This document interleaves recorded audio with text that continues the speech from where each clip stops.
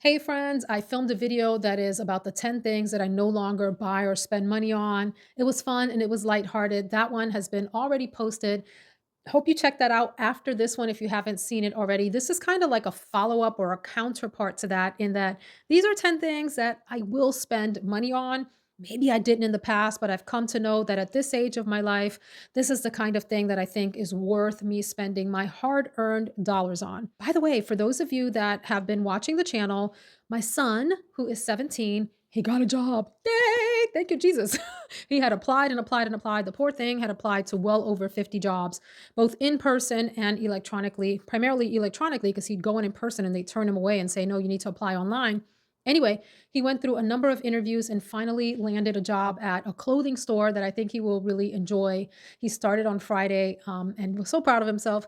And he also is working at another place. So it went from like no jobs to two jobs, and I'm happy for him. Anyway, where am I going with that? Oh, that we were trying to talk with him about the value of an hour of work. If you're paid hourly, what is your time worth? So I think about that with these items that I'm willing to spend money on. He asked me, Mom, what do you get paid hourly at work? I'm a salaried worker, but I can break it down by hour. And I said to him the figure, and I'm like, then, one of the things that's valuable about that figure for me is I want to know if I work for an hour and pay the amount that I get paid for an hour for this item, will it have been worth my hour of labor, my hour of time on the job? So I have to be able to say yes to that question. So I started the last video talking about makeup, and I want to do that again as sort of a counter argument to that. And then you'll also see the travel theme again. Everything else will be new and different. So on the makeup front, this is number one. I have come in my 50 and over era, and I started before that, like in my late 40s, enjoying great makeup and paying up for great makeup formulas. This rule doesn't always mean that more expensive makeup is better. Sometimes more expensive makeup doesn't work out and doesn't have great formulas, just like there are a lot of affordable or drugstore options that are fantastic formulas.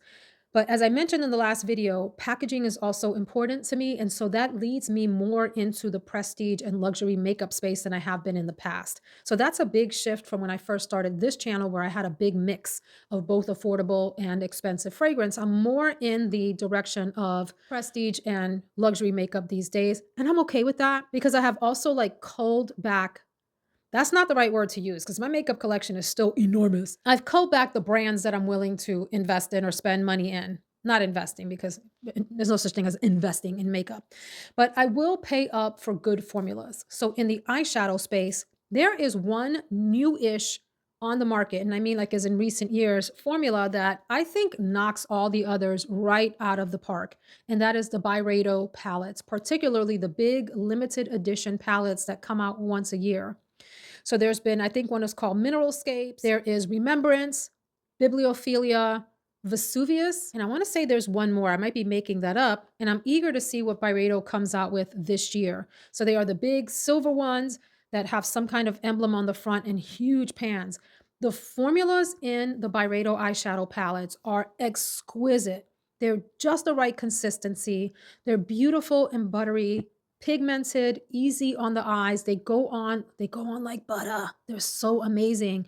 And I really enjoy the variety of formulas, the drier matte formulas, the subtle shimmer formulas, the more impactful shimmery metallic formulas. They're all just absolutely amazing. I'm willing to pay up for them. The same goes for Natasha Denona eyeshadows, Sydney Grace eyeshadows, to some extent Lisa Eldridge, although there's some challenges with her eyeshadows. But in general, I will pay up for what I believe to be a good eyeshadow formula that works for me and is in the color range that I want. The same is true for any other kind of makeup products. I'll pay for good foundation formulas.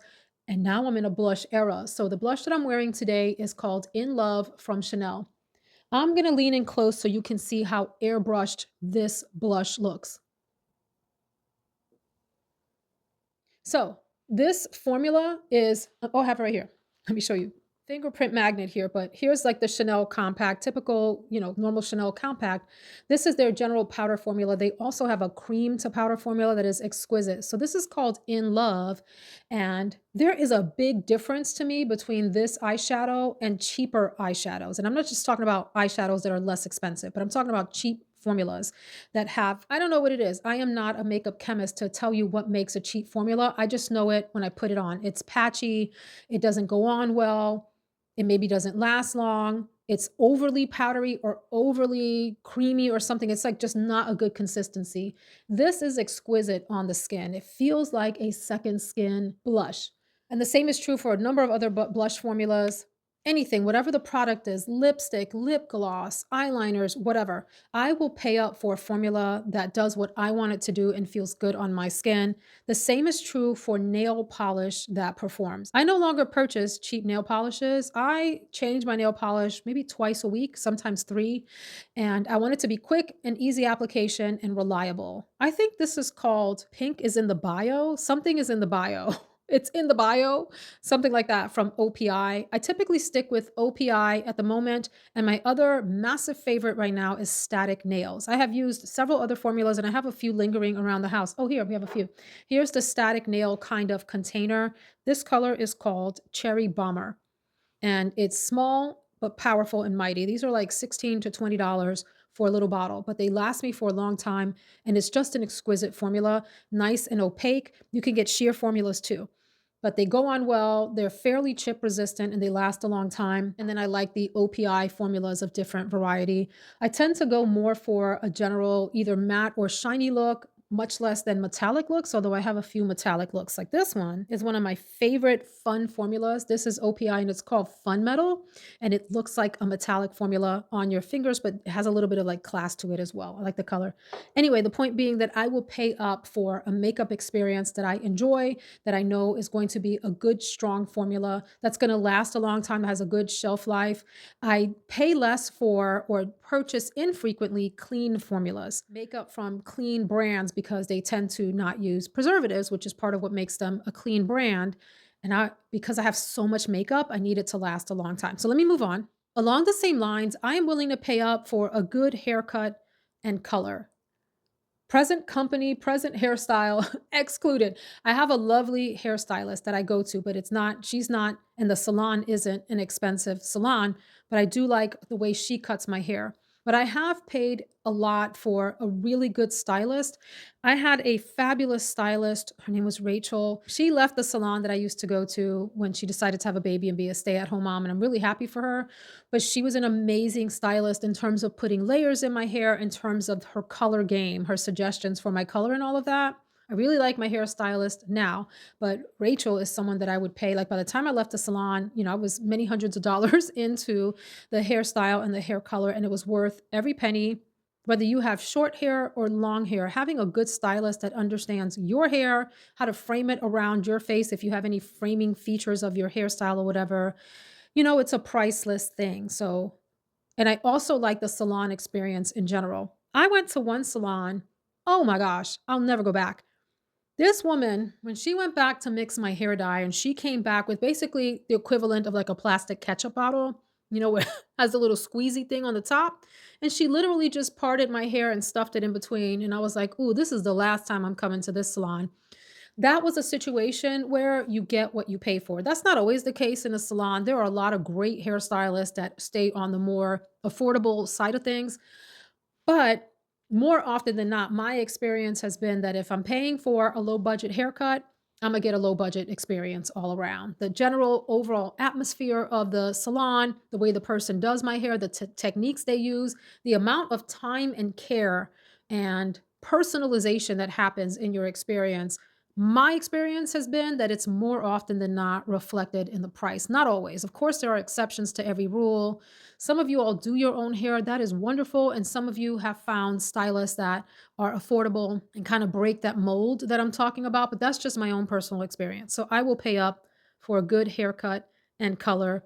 Along the same lines, I will generally, so what am I on now? One, two, three. I will pay for good service. I was just talking about this recently with a content creator friend. Hey, girl, hey. And about how, yes, you can save money going other places. An example that we talked about was an oil change. I can go to the 10-minute place and get a $50 oil change. It's going to be quick. It's going to be no nonsense. Maybe it's totally fine. Perhaps you run into rude customer service. Perhaps they're rushing you. Perhaps they're not quite familiar with your car. Or I can go to the place that I get my car serviced and do the oil change. You walk in, they've got coffee for you. The atmosphere is clean. You don't smell like a grease monkey when you leave the place because the showroom or the lounge area is clean and tidy. They do a free inspection for you. They treat you well. They speak to you respectfully. They walk you through other services that you might have done on your car, or you can, table them for later. And it's just an all around much better experience. They drive your car up, they give you a bottle of water. This particular place gives the ladies a rose when they leave. It's just a cute thing, but it's a whole different vibe and experience than that 10-minute oil change. Nothing wrong with the 10-minute oil change, but I appreciate good service. So, along those same lines, I kind of transition that into number four here, which is good meals and good food in general. So, speaking of good service, I love to go to a restaurant where the wait staff is well trained and they know how to treat guests. Where you're going to get a top notch A plus experience, whether or not the meal is expensive. That's not the point. The point isn't how much the meal costs. The point is about how you are treated. So, for example, I mentioned that we recently celebrated my husband's birthday. We went to Fleming's Steakhouse. It's a chain steakhouse. Some people are not into chains, but this particular chain, the food was exceptional. The entire atmosphere was beautiful. The inside of the restaurant was nicely done. The lighting was gorgeous. The parking experience was great. The service was top notch. Our waitress was on it. She knew what she was doing. She had great recommendations. She attended to us very well. Our meal was exquisite. Everything that touched that table was mouth-wateringly delicious. We loved it. Same thing when we go over to like Ruth's Chris Steakhouse. Yes, it's a chain. Okay, it's not like a local mom and pop kind of place. We get the best service when we go in there. It's kind of like a highbrow experience, and I love it. By the same token, there's a little local place called the Hard Shell, which is a little seafood spot. Not the most expensive, but it's nicely done. The place looks good. The wait staff are well trained, and you have a wonderful experience every time you go. We also go, on the opposite end of the spectrum, there's a Vietnamese place here that is like a local bar. The atmosphere is a little kitschy. The colors are weird. They haven't really decorated the place well, but the people are so nice and the food is always phenomenal. They always treat us well. They always slip us a little something extra like try this. Have you, tried this dish or that dish? They stop and talk to us at the table. We have a great experience. We go to Texas Roadhouse, that's considered on the lower end of steakhouses. We love it. We treat it very well there. The wait staff are phenomenal and we get our food good and hot and it always tastes good. So, it's the spectrum of prices, but it's about the experience and whether you feel comfortable, welcomed, and like you have good customer service. I will say the same in terms of the good meals and good food part with high quality meat, seafood, and especially coffee. There's some things you can buy like rice. Rice is rice for the most part. I mean, you're going to see very little variation or difference from one brand of rice to another. But when you're purchasing seafood and steaks, for example, from a butcher or from the meat section at your supermarket, the grade and quality of it counts in terms of the overall cooking experience and final taste and flavor. And like we're getting to this point where we're like, life is too short to eat crappy food.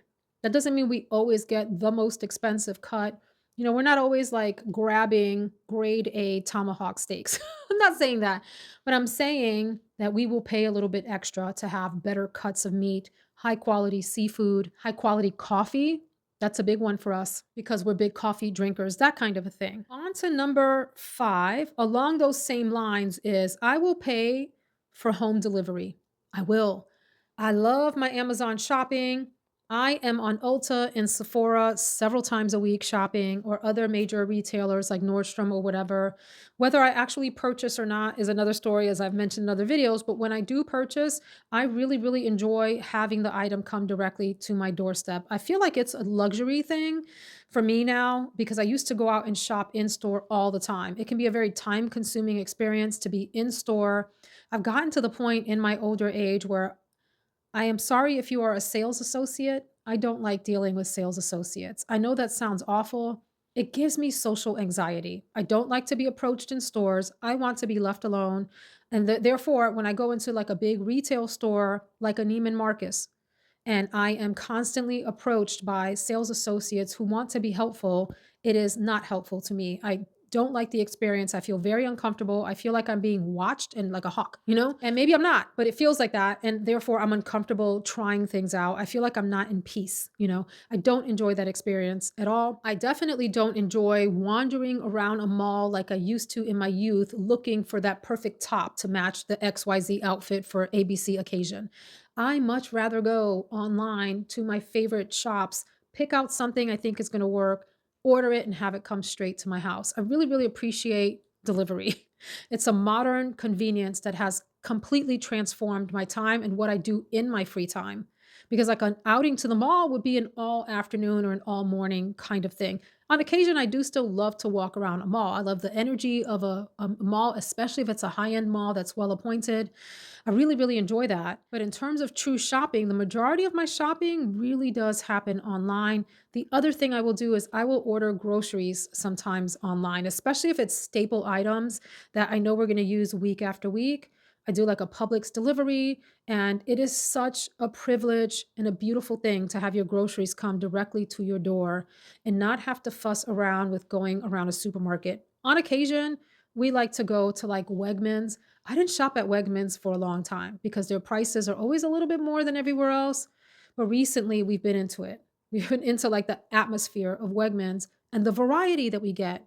Something like cheeses, you know, to put on your salads and things like that. There's so much more variety there than there are in other stores. We still go to Aldi, we still go to Lidl and all of that. We still shop at Walmart for groceries. But on occasion, it's nice too to also go to Wegmans and just treat ourselves to some of the variety of items, especially when we are doing international dishes and need specialty items. I'm much more likely to find what I need there than at the Aldi or whatever. But I like getting my groceries delivered to the home. It's such a time saver and a convenience. And yes, you pay up for it a little bit, but I will pay the extra. And I tip well to those drivers as well. Moving along to the next item, natural fabrics and leather. Yeah, I'm not wearing natural fabrics today. This is polyester. Is this not the cutest? So I have really let me pause. Look at this. I have really gotten into these kinds of shirts that are ruched here. It's like, slim and trim in to your contour. These are mesh sleeves, but there is like a lining on. Ooh, I'm showing y'all all my goodies. Excuse me. There is a lining on the inside. They don't all come with linings. I got this off of Amazon, and some of them have this same mesh fabric on the bodice part of it. I've only purchased or kept the ones that have the lining because I mean, I don't want my bra showing. By the way, we've talked about these Comfili bras. I told y'all in the past, I don't wear any other kind of bra. Comfili is the way to go. Buy yourself some Comfili bras. They're so damn comfortable. I have like 8 or 9 and I just rotate through them, wash them and wear again. They're amazing. Anyway, the shirts. This is a polyester blend or something like that. But I also do not hesitate to wear natural fabrics and leather more. In fact, I've been switching out primarily like my sweaters. I've chatted about this in other videos, and it's through Quince for the most part. I mean, I've purchased from other places too, but because Quince, the brand online, has made cashmere so affordable, I've gotten some beautiful cashmere sweaters off of Quince, and the majority of my sweater collection is cashmere. The majority of my shirt collection, I shouldn't say the majority. I have a lot of different kinds of shirts. I have cotton shirts. Cotton's a natural material, obviously. I have polyester shirts like this, but I also have a bunch of work shirts that are silk, also purchased primarily off of Quince because they're affordable on there. And I love the feel and movement of those fabrics so much more than what I had before. Period. End of story. That's just it. I love it. Same thing with leather. I don't purchase faux leather. I mean, people have their own sort of ethical guidelines around that. Some people will not purchase any natural leather at all, and others are only into natural leather. I am a leather lover, leather shoes, leather purses. If they're not real, I don't want them. I don't want them. I have purchased enough pleather and enough faux leather to know that eventually they fall apart over time. They dry out. They get something called dry rot, where after a while they lose their suppleness and crinkle up and dry out. Okay. That can happen with leather a little bit. They can dry out a little bit, but you can condition leather over time in a way that you can't condition your pleather items. I'm not against pleather. To each their own, whatever makes sense for you, your ethics, your wallet, whatever. I'm just saying I really love a good leather purse. I'm not a big purse fanatic, but the ones that I have, I really do love. and treasure quite a bit. The same thing goes with leather shoes and leather jackets. I love them. I love the feel of them. I love the smell of them. I love the texture. I especially love brown and tobacco colored leathers, sometimes stone colored leathers or gray leathers. I just love the whole spectrum. I will pay up for natural fabrics and leather if I can afford it and it's in my style. So that's a big one for me. Moving along, maybe I should have said this when I was talking about food and whatever, because it kind of goes with that category. I have enjoyed purchasing, and I don't do it all the time. I only have a certain number of pieces, but good cookware and cooking utensils and maybe kitchen gadgets. I don't need all the latest kitchen gadgets. In fact, I don't want a lot of kitchen gadgets, but there are some that have come in really handy. We have a little toaster oven that we have out on the counter. And when we're doing something small, like reheating an item of food that would fare better in the oven, for example, than in the microwave to heat up, we will put it on some aluminum foil and sit it in the toaster oven. Having a nice little well appointed, easy to use toaster oven can be a game changer. I also am loving my new air fryer, the Ninja Crispy Pro air fryer. I had an air fryer before that had fallen apart. It was a cheaper air fryer, and it was one of those things that over time it didn't stand the test of time. So I had to get rid of that. It kind of fell apart on me, and it used a coating on the basket of it that eventually flaked off. So this Ninja Pro air fryer has glass containers that you actually do the air frying in. I've done it in a previous video. I'll insert some pictures here. I love it. I paid up for that and I have no regrets. I use it all the time and I'm learning tricks, tips and tricks for making food just perfectly in there. Similarly, I purchased some pots and pans singularly. Actually, we purchased a set. I think it's called Henkel's or something like that at Costco. It's not like the highest end, I was going to say sterling silver, the highest end stainless steel, but it's a decent stainless steel set that had features that we liked. We have so enjoyed cooking in that set. I also purchased a big all clad, it's called a rondeau. So it's like a huge pot that you could do a roast in, you could do big pasta dishes, you can do big meat dishes. I cook in that thing almost every single day. Almost every single day. The other pan that I use is I have a 3 quart and a 5 quart made in stainless steel. It's like a sauce pot. It's called a saucier. So it has like these curved edges on it. Between those things, I'm all set. I'm all set. I love my time in the kitchen. I love making good meals. It's one of my favorite things to do to cook a good meal for my family that I know they're going to like. And having the right cookware makes such a big difference in how your food turns out. I also purchased utensils that are stainless steel. I still have my spatulas and things like that, my nonstick spatulas and other things. But having that stuff it makes such a difference in the joy of cooking, the cleanup process, because you can be pretty brutal on your stainless steel if it's high quality, and the cleanup is so much, easier for me on those. You know, I might may it like, if there's stuff stuck in the bottom, I'll soak it overnight, but then it cleans up super easily the next day. Anyway, kitchenware, gadgets, utensils that are more expensive, I will pay up for because it makes all the difference in the quality of the meal and in the cooking experience altogether. Subscriptions and membership services, I will pay for. I didn't used to. I used to be really funny about that. I didn't want a monthly charge for things. Now I have several that I really love. The primary ones for me, we've chatted about this in other videos, are subscriptions to streaming services that we like TV channels or whatever. So Netflix and that kind of thing. Okay, that. But then one that I treasure maybe the most is my Spotify subscription. I don't know what I would do without Spotify. It is everything to me to have my playlists curated on there and to be able to constantly shift those around, subtract or add based on my interests and tastes. And I feel like I have access to all the world's music right there on my phone. And I love music. I love to sing. I love to hear beautiful music. I love to enjoy cultures around the world through their musical expression. I love to watch dance on social media too, but that's another thing. Music subscriptions. I love my Spotify. I don't know what I would do without it. It's everything to me. I also have my XM. I think it's called something else. I forgot what the new name of it is, but the XM subscription in my vehicle where I can listen to all those channels. Amazing while I'm driving. I have a subscription to an app called The Evolutioner, which is meditation music in these daily chunks. Love it. Helps me concentrate, sets me straight. It's supposed to have like some sort of therapeutic benefit, the frequency of the music or whatever. I don't know that I buy that or not, but it certainly gives me the feeling of being centered and calm. We have a car wash subscription, our family. Sometimes we'll wash the car here ourselves, but for the most part, we go and get our car washed. I don't mind that at all. I'll pay those every month, month over month with no issue because of the convenience and the joy of having some of those subscriptions available. So then I'll move on to number 9, and that is that I'm willing to pay for creature comforts.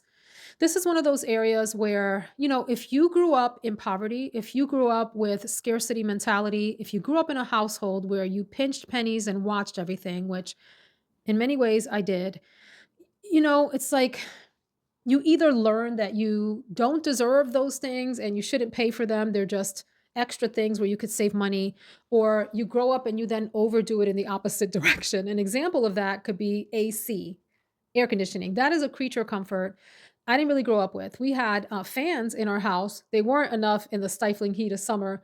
It's one of those things where you don't know what you don't know. I didn't know what I was missing until we ended up with a little window unit for AC later on. And I was like, oh my gosh, is this how people are supposed to live? We're not supposed to be sitting in our house just sweating head to toe all day, every day. But creature comforts in general, having gone through suffering times, I will pay for some creature comforts. I will pay to have good heating in our house. I'm not that person that will turn the heat down to save a few dollars. It's not worth it to me. I grew up like that and I don't like that. I don't like being uncomfortable. I want my house heated in the winter to a degree that's appropriate and convenient for us. I want it air conditioned in the summer to a degree that's convenient for us in this house. I will pay for that. I will not fuss about the bill that comes in every month. I will shuffle other things around to make that bill work out. It's totally fine by me. No, you're not going to catch me too hot or too cold. It's just not going to happen. Same thing goes with anything else that gives us comfort and joy. An example of that is flannel sheets. Everyone in this house has flannel sheets. I went out of my way to make sure I purchased a nice set or two for every bedroom in the house so that in the winter, people can be cozy in their flannel sheets with nice big comforters and blankets. We have paid up for cozy blankets. I've chatted with you all about my Lola blankets. I also realized that there are a number of other companies that make similar blankets to the Lola blankets, including that hoodie brand Comfort, COMFRT. No syllable in the second part, Comfort. They make similar kinds of blankets. I bought my son one of those. It doesn't feel quite like the Lola blanket, but he loves it and he's happy with it. Cozy blankets, cozy pajamas, anything that gives us the sense of a creature comfort, that makes us feel cozy and happy in our home while we travel, anything like that, I am willing to purchase. Travel gear that is easy to work with, I'll purchase. All of those things that make your day to day life more comfortable, easy, cozy. I'm there. I'm there. Travel clothing, I'm there, that kind of thing. Speaking of travel, this is number 10. It's anything related to travel, and I mentioned that in the other video. I will pay up for a good ticket, a good plane ticket, a good train ticket that puts me in business class. I will pay up for business or first class on a flight if I can afford it. Sometimes I can't, or sometimes it's like in principle an outrageous price and I won't touch it. But when it's reasonable, I'm there. I'll give you a fictional example. If I'm traveling to Chicago and the first class ticket is a couple hundred more than the regular cabin, book me. Book me. You don't have to tell me twice. You do not have to tell, I am there. The comfort of being in that bigger chair, minding my own damn business, getting on the airplane first and getting off the airplane first, I can't beat it. I can't beat it for that amount. Now, it just depends on your budget, right? If the main cabin ticket is 300, but the first class ticket is 1500, that's a huge span. I'm probably not going to pay up to be in first class, right? So it just depends on what you can afford. But for me, I will pay the extra to sit in first class if it's reasonably priced. I will pay for convenience on my tickets, meaning not having to connect through multiple airports. If I can fly someplace direct, I'll pay that. If I can get to the front of the plane, even if it's not first class, like if I can sit in the more legroom section or something, I'll pay it. I don't like having to pay it. And I hate that airlines cram people in to these very narrow rows with very little joy and happiness. And you might get a cup of water and some peanuts thrown at you if you're lucky. I mean, air travel has just, it's not what it used to be. Okay, we all acknowledge that. And then when people stopped being able to check bags for free and had to pay for bags, that then forced people to put bags in the overheads, because they don't want to pay for the bags. All of that really changed air travel. So to the extent that I can pay up and kind of avoid all of that, like checking a bag. If I have a bag that's heavy and annoying to carry around, I'm gonna check it in. I'm gonna check it in. I'd rather just wait when I get there the 10, 15, 20 extra minutes for the bag to come out, then lug it around the airport and be miserable trying to put it in the overhead, take it back down, and all of that fuss. Likewise, when I get to my destination, I want to have a clean, safe, well appointed hotel. It doesn't have to be posh and it doesn't have to be the fanciest hotel, although sometimes I like that too. But I do not sacrifice my safety and comfort to save money on hotels. I just will not. I will not. I need a reliable hotel with a good reputation where I know the rooms are going to be well cleaned. I'm not going to have any bed bugs. I'm not going to have hooligans staying there all around me, endangering me. I don't want any of that. I don't have time for it. I don't have interest in it. I want peace and quiet and safety when I travel for work, especially, or when I'm going to visit folks. Now, if I'm traveling for vacation, I want the nicest hotel that I can afford. I do. Primarily because we don't do a whole ton of excursions unless we're going to Disney and Universal. You don't spend a lot of time in your hotel in that scenario. A nice Marriott or whatever is fine. It doesn't have to be the fanciest thing in the world. But if I'm going, for example, to a tropical location, like we're going to the Keys, the Florida Keys in the fall, there's not a lot of lodging options. There was one that was better than the others and more well appointed, fancier or whatever. I went with that one, even though it cost a lot more. I looked for a place where I would be comfortable when we had our free time, because we're not going to be doing a lot. We're going to be lounging in that situation. When we traveled to Mexico, for example, and went to Cancun or the Mayan Riviera, I wanted a resort that was nice, where it felt just as wonderful to be walking around the resort, eating at their restaurants, enjoying their amenities as it is to go out and do excursions. And that's all part of the experience of traveling. We'll pay for the nice massages, we'll pay for the nice facials, all of that stuff. We'll pay for a safe, enjoyable car rental versus trying to cut corners and save here and there if we can afford it. That's the biggest thing, right? So, traveling in comfort and with conveniences is of primary importance, especially because I'm away from my favorite place, my house. Like, I want to be here at my house all the time. I love where I'm at. I love being home. It's my favorite place to be. I want to have my robe on and my cup of coffee, and I want to be here at home all the time. So if I have to leave home to do stuff, I want to be comfortable and cozy and not feel like I'm going through hassle and discomfort, not feel like I'm crammed into an airplane seat or in a shady, seedy hotel or anything. Comfort and safety are of primary importance at this point in my life. I think those are the top 10 things. I'm sure there are other things that I can talk about that I love to spend on, but that's a starting point. Let me know down in the comments, what are you these days willing to pay up for on your end? And if you haven't seen the video about where I like to save money or not spend money because I don't think it's worth it, please do check it out. I'll link it down in the description box. Thanks for hanging out with me today. Take care.